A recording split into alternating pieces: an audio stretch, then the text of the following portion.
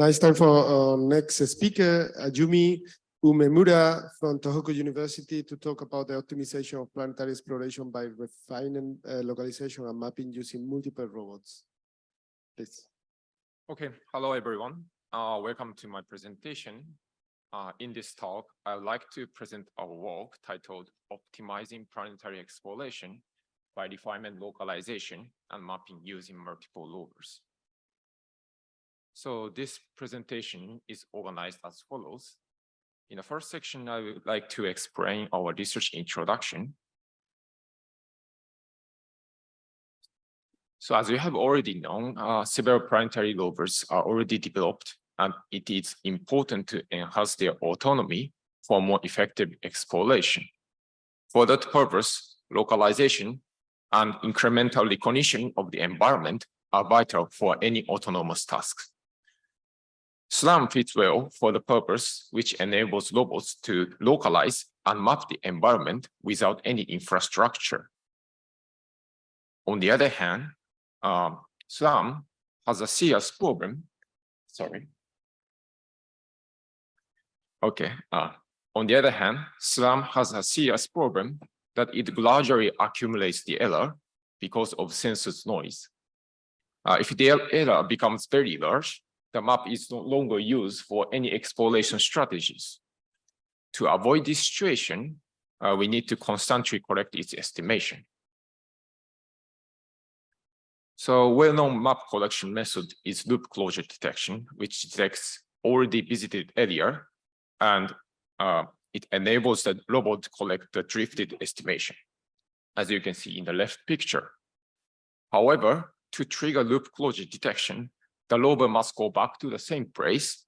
And this is obviously an inefficient strategy because the aim of the exploration is to cover as large area as possible. To solve this, there is an extension of the traditional loop closure approach by using multi-robot system. Making other rovers observe the same area, it no longer requires robots to go back to the same place and needs more effective exploration. On the other hand, this inter-robot loop detection is not very easy for planetary exploration because the current mainstream method is usually appearance-based. Considering planetary surfaces, the environment is not only visually homogeneous, but also unstructured, as you can see in these pictures. Hence, it is very important to consider how to robustly detect the correct inter-robot loop detections for more secure exploration. Driven by this motivation, we set a goal, which is to develop a robust multi-agent SLAM system and to evaluate from the experiments conducted at analogous scenario, and to report some and to provide some experimental report. So from this slide, we briefly introduce how the system is organized. So this slide shows the entire flow of the general collaborative SLAM architecture. Then the first step is to detect when multiple rovers have shared common places, have observed shared common places, and inter-robot loop closure gives the relative position between the multiple pose graphs, and it enables robots to realize the graph optimization. Then the optimized map can be reformulated based on the result of the optimization.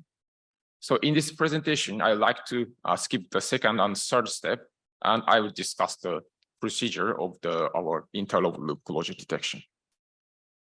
So the inter-robot loop closure can be explained in this slide.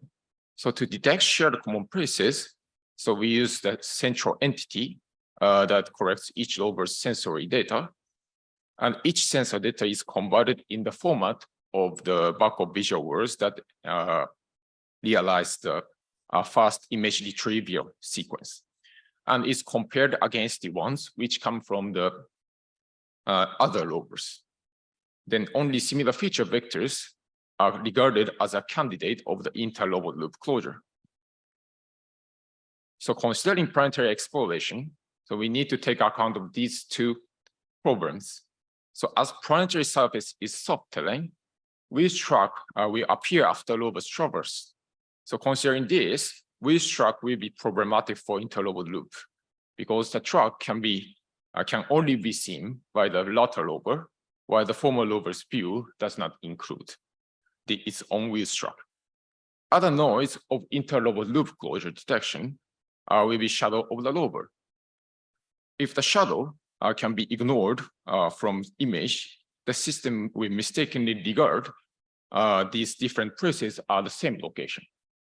So to ignore these noises, we choose the region of the interest beforehand as shown at the bottom of the slides. By inputting the delimited images beforehand for interlobal loop searching, so the system managed to remove the noise from its decision.